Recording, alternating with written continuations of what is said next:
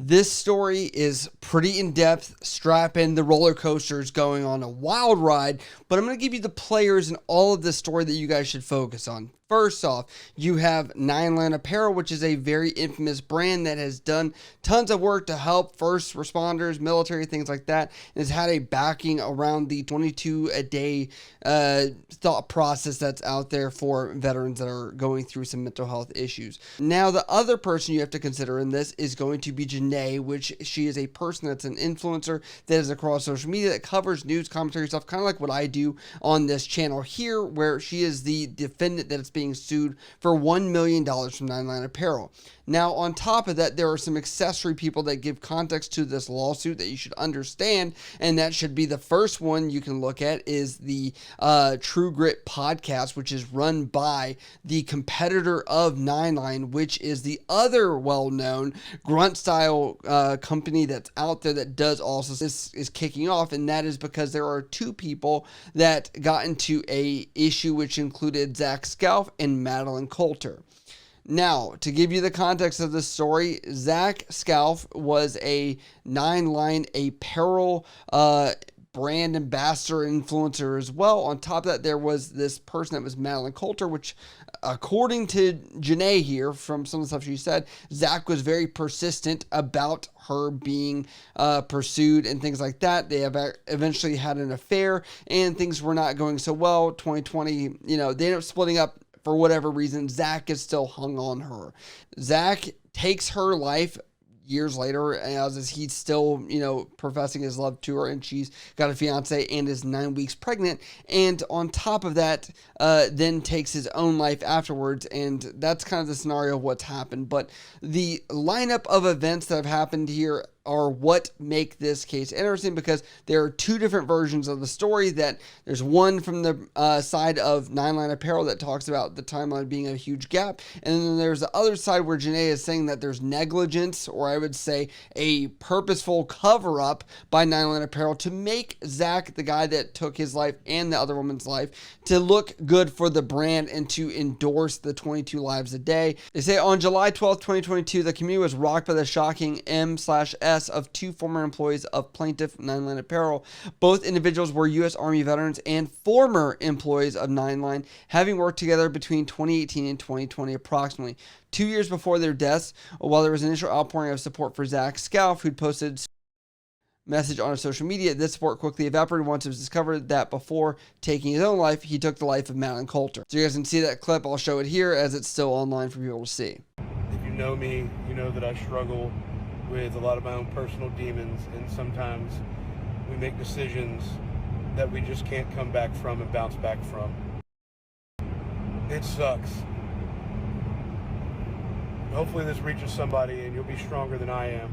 Says, though woefully uninvolved with the incident and unacquainted with any of the participants, defendant inexplicably chose to take advantage of this tragedy to begin promoting fabricated conspiracy theories about plaintiff Nine Line Apparel and the company's supposed complicity or cover-up of the crime. I will be covering some of her TikTok posts that she still does have live, talking about the situation and the accusations against Nine Line. They say what makes defendant's actions all the more egregious and harmful is that, unlike most faceless internet trolls pushing conspiracy theories, defendant touts her position as a government official, chief of Air Force Lodging, to buttress her credibility. Moreover, she's pursuing personal profit through her unlawful activities by going to plaintiff's direct competitors to defame plaintiff and promote her false theories on the podcast in pursuit of sponsorship from that company. I do not know if she's officially sponsored by Grunt Style. I've reached out to them. That will be covered here very soon. But you can see across various posts, she does have Grunt Style t-shirts all over the place. But this would give her some, stance as a advocate, right? And has this influence, but also trying to obtain some financial benefit to go to the American Grit Grunt Style backed podcast and kind of talk about this issue, throwing shade or shame at Nine Line. Defendant has made several egregious, knowingly false and defamatory statements in public platforms that Nine Line withheld information about the tragic death of a DV victim, that it was unsympathetic to the victim's family, and even that it attempted to hide, complicate, or confuse the truth surrounding the victim's death in order to protect her K-word. Defendant has been on a campaign to destroy Nine Line's reputation and thus its economic interests by making blatantly false, intentionally vindictive statements about the company's management, the company's employees, and the integrity of the same. And to finish up the summary, they say, for example, the defendant repeatedly used images of 9line employees' posts from her personal account, taking the post from its original context and using it to support defendant's false version of events. When the employee asked defendant to stop and informed her that she was misusing the employee's words, defendant flatly refused. Defendant has reacted similarly to any 9line employee who attempts to bring the truth to the defendant's attention. It should be noted, according to 9line statements in this complaint that's being brought against her, that they are saying that on July 12th, 2022 at 9:30 a.m., Mr. Scalf had drove down to the 9line apparel facility and parked his truck, and he made this video. Okay, so that happens. He does not mention any bit of what he's done as far as causing harm to anybody else. So people were like, this just makes sense. It's a 22-a-day situation. This guy's a combat veteran. He works at 9line or worked at 9line and is very, affiliated with veteran affairs that are going on. This is probably the easiest jump to conclusion type of situation. The next step of this is they are saying that it was not until 11:35 that anybody had seen his body. So they saw the video. They were not sure where he was at. He didn't work at 9line anymore. So they're looking at this and they're saying, where would Zach be at? We have no idea, but he was actually found in the parking lot. Now, the next part of this is where I think a lot of this doesn't add up, and that's where the two stories have been crossed, and you'll see where the stories don't match, and that is because of the situation that happens in the 9line store. According to their complaint, at 4:26 p.m., two uniformed soldiers walked into plaintiff's facility and asked the desk clerk where Madeline Coulter was. As Ms. Coulter had not worked at 9line for over a year and the employee had been hired since her departure, she did not know who they were talking about. The soldiers persisted and asked to speak with the manager. When another female employee joined them, the soldiers demanded to go into the changing room to speak. They continued to ask for Madeline Coulter, but the supervisor was similarly unable to help and felt uncomfortable as the soldiers then requested to speak with her in the changing room. It wasn't until after 5 p.m. that Madeline Coulter's body was discovered, and the police informed plaintiff of their discovery. While it was still early in the investigation, police informed plaintiff that their initial suspicion was that Mr. Scalf, Zach, had murdered Miss Coulter earlier that day. So as you can see, the video posed at 9:35. Zach's body was not found by authorities until 11:35, or by these people that were at 9line. And then at 4, a little after 4, there's these soldiers that nobody that's working there understands what's going on as far as like what is going on with the case of Miss Coulter. And what they're saying is that they have video footage from this that I've shown you guys here that essentially they didn't know what was going on at all. Nobody at 9line did. And nobody even knew who these people were. And according to 9line statements here, that Miss Coulter worked for another group, which was actually known as the Blue Force Gear. And at that point, they said that they would hand off all assistance or whatever for her situation over to that employer because they felt that was more appropriate. But as she did not work for 9line for several years at that point, which I would say that does make sense. If you guys like videos like this, please hit that like and subscribe button. We appreciate it. Good morning. I've been sharing Madeline Torres Coulter's story with you all, and I've been asked to give a quick recap, so I'm going to go ahead and do that now. Maddie was a mom of a 5-year-old son named Liam. She was 9 weeks pregnant, and she was engaged to Blake. A few years ago, while working for 9line Apparel, Maddie started dating a military influencer who also worked there in a senior position. His name was Zach Scaff. Sometime in 2020, they both left the company. I don't know the details about that, and Zach went on to still be the front man for 9line. He continued to stalk and harass Maddie despite them having broken up. On July 12th, they briefly met in a parking lot, and Maddie, as she was getting back into her car, was shot. After he shot her, he drove to the 9line parking lot where he then shot himself. However, on the way, he posted one last Instagram video where he said that he made a bad decision and it sucks. Maddie's fiance and brother got word that she didn't show up to work, and they went around frantically trying to find her. Sometime along the way, they found out what happened to Zach. It's a small community, so I'm sure word got out pretty quickly. They rushed over to 9line and asked 9line to support them. They didn't get any support in helping to look for Maddie. They said that they also were taken inside and scolded by a manager and then sent on their way. This is what they're telling me. They went out and continued to look for Maddie. A few hours later, they made a turn and happened to see her car and her lying halfway out of the car shot. Her brother and her fiance rushed over. They tried to revive her and they were unsuccessful. Maddie died in their arms. Word got out about Zach because he was a large influencer. Maddie's family tried to share the word about her, but they didn't have the platform to do so. The veteran community, despite having people at 9line as well as within the community that knew the full story, or at least most of it, did not make mention of Maddie and allowed the veteran community to go on and praise Zach for his service, as well as to kind of use this as a 22 a day type of story. A few days ago, I was on Facebook and I saw somebody make a cryptic post, and there was some comments saying, let's not spread rumors. And so of course I wanted to look into it because we know what that typically means. There's something being covered up. I started sharing what I knew about her story. There had been maybe 4 local news reports that didn't accurately cover the story, and they kind of glazed over Maddie's death and still focused on Zach. I have been in touch with her entire family. They've all contacted me. They want her story to get out there. They feel like they are not getting support. They have not been contacted by 9line. Today, one of 9line's brand ambassadors posted on her page and got a message from them kind of trying to silence her. They said that they haven't posted in respect for both families. And in my opinion, again, this is to protect Zach's image. I'm not a reporter. I am just a person on social media who had a little bit of a platform and wanted to share Maddie's story. So I'm doing the best I can with the skills that I have. But Maddie needs to be remembered and honored for the amazing person she was. And that's what I wanted to do. So from that, she had made an accusation that they were covering this up, right? And, I'll go back and look, and I'm like, I understand that there could be some financial benefit of 22 a day from Zach's passing, but I would say it would very easily get out that this was the case if he had actually taken her life, and nobody was actually 100% sure yet. That they were not sure 100% what happened. They could not clarify, yes, 100% these were the facts. So obviously from a social media PR standpoint from this, 9line's not going to be like, let's just go crazy. And according to what 9line said, they actually removed all the posts from this as they were like, okay, let's, step away and let the officials do what they're supposed to do before we take a step forward. And also have to say that the fiance at this point, I understand emotions are high, during something like this where like any little thing could touch you off, where not everyone's jumping to help you because you don't know where your fiance's at, right? Like, that's understandable. And obviously people have different priorities. People at 9line, they have no idea. You're just a frantic guy in a military uniform coming at them saying, you must know where she's at. And I was like, I have no idea. So I think this is where emotions and memories and things are getting wrapped up.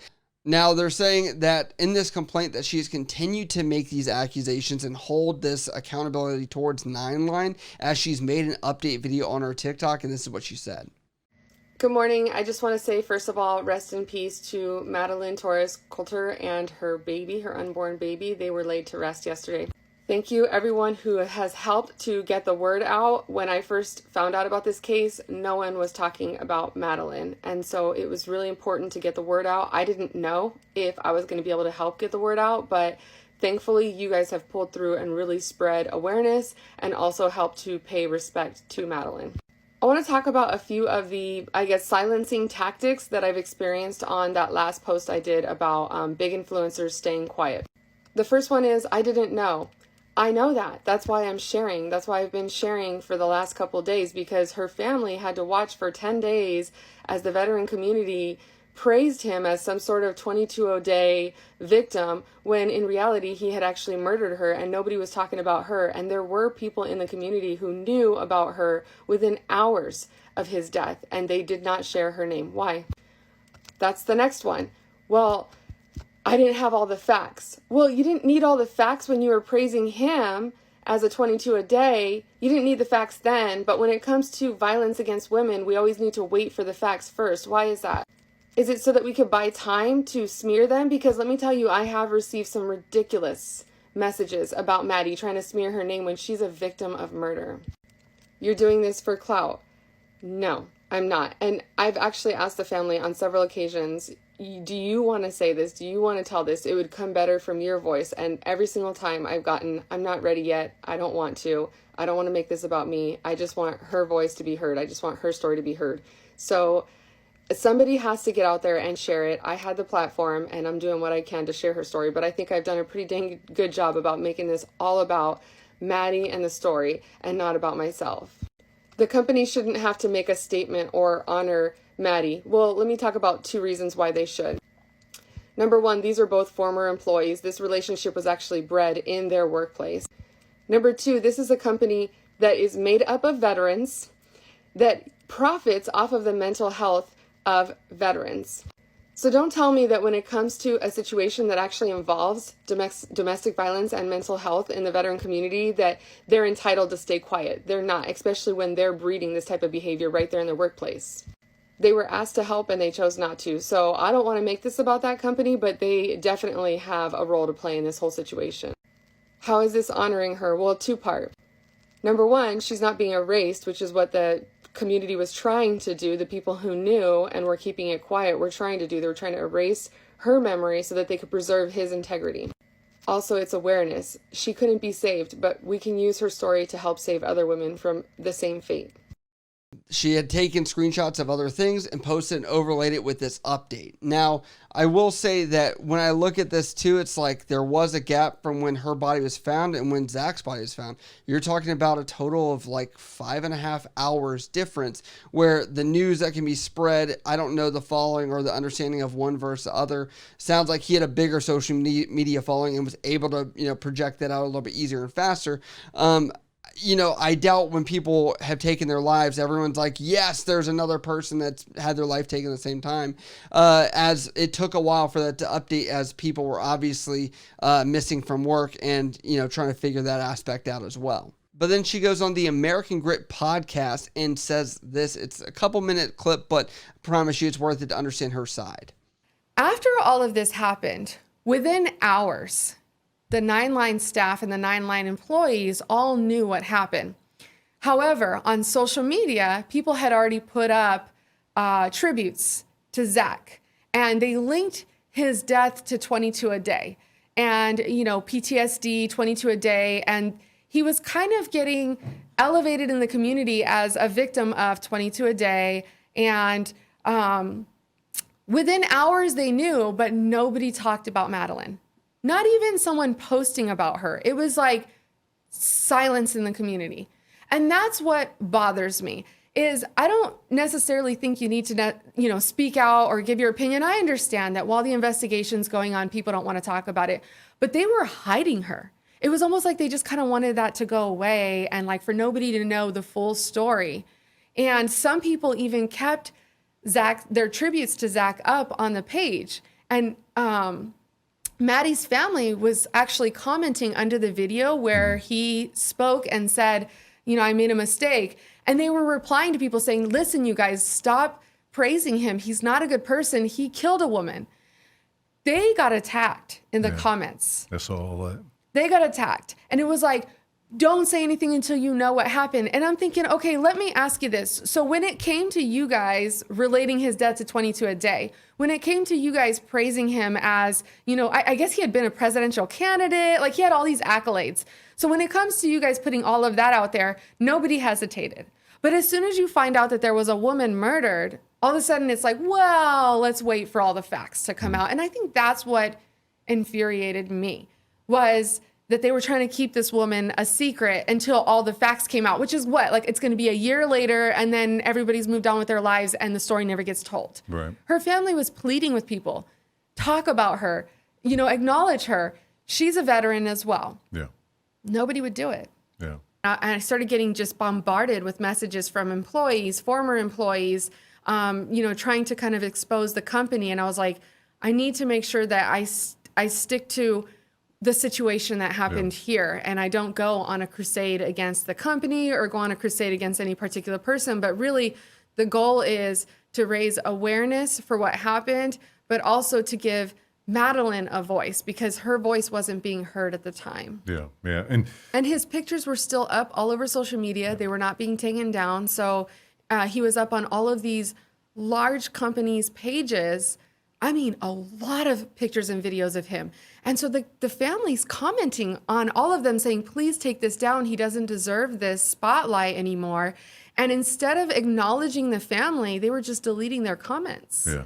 And it wasn't until I started raising awareness, I actually put on my story and I tagged the company and I said, his pictures and his videos are still up on your page. At least respect the family in that way by taking those down so they don't have to stare at his face and watch him get all this praise knowing what he did to this woman. Right. And it wasn't until I did that they started taking the videos down. And I went back and I looked and I saw they removed most of them. There's still a few lingering out there, but for the most part, it's been removed. I'm being outward about the fact that I think this is because they wanted to smear her. So they couldn't smear her because I already called that behavior out. So what did they do? They smeared the messenger. Sure. And what we can see after all of this is where Nyland Apparel's having issues of the backlash of what she said, because she does have such a large following on Instagram and TikTok of several hundreds of thousands of people that could see this. And some of the responses that have been posted below those posts of hers of what they claim to be false allegations. For example, I see Nyland Apparel works on the quotations good old boy system.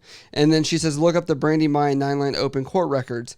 And then thank you for sharing. I haven't bought and will not buy Nyland. Rest in peace, Maddie. Brian says, live about 6 miles from Nyland and will never give them any more business. Hashtag boycott Nyland. And that kind of catches you up to everything up until right now. Now, I actually did reach out to Grunt Style as well to ask them about this, because if this defamation lawsuit goes through, you can expect that you're going to see some kind of follow-up with Grunt Style if they keep this up and they don't take this podcast down. I'm sure there's going to be some actions there. I will say that their response was lackluster, to say the least, in my opinion, as far as talking about this, but we'll get to it. They say, thank you for reaching out. On behalf of Grunt, I wanted to share the following response to your inquiry. We appreciate and value the opportunity to speak in our own words. We understand there are legal proceedings between Janae Sergio and the Nyland Apparel, and respectfully, given this an ongoing legal matter, we will not be providing a statement or position at this time. It is important to note that American Grit is a property of Grunt Style and is committed to engaging and challenging and uncomfortable conversations that influence and impact our veteran community. Our podcasts and articles are great representation of this, highlighting topics like military SA, and highlighting topics like military STV with advocacy groups like Pink Berets, Vanessa Guillen Foundation, as well as subject matter legal experts like Don Christensen, among others. We will continue to bring forward this topic and others that directly impact our military culture. We value your contribution to this community through the platform you have built and encourage you to continue to highlight these issues. This will defend. What I'm going to say here is that with this situation is that it is insane that this is like a timeline of who can be the most supportive of a veteran and trying to market, whether that be marketing from Janae wanting to be part of Grunt Style and getting some kind of backing there and getting some financial incentive there, versus this 22 a day Zach situation where she's claiming they were using that to try and get some kind of backing in that way as well for brand purposes. I'd say both seem kind of long shotty and overthought, but this is where I'm getting at with this. But this is a very long video, probably one of the longest I'll make, because it is so crazy in depth. If you guys like videos like this, please hit that like and subscribe button. We appreciate it.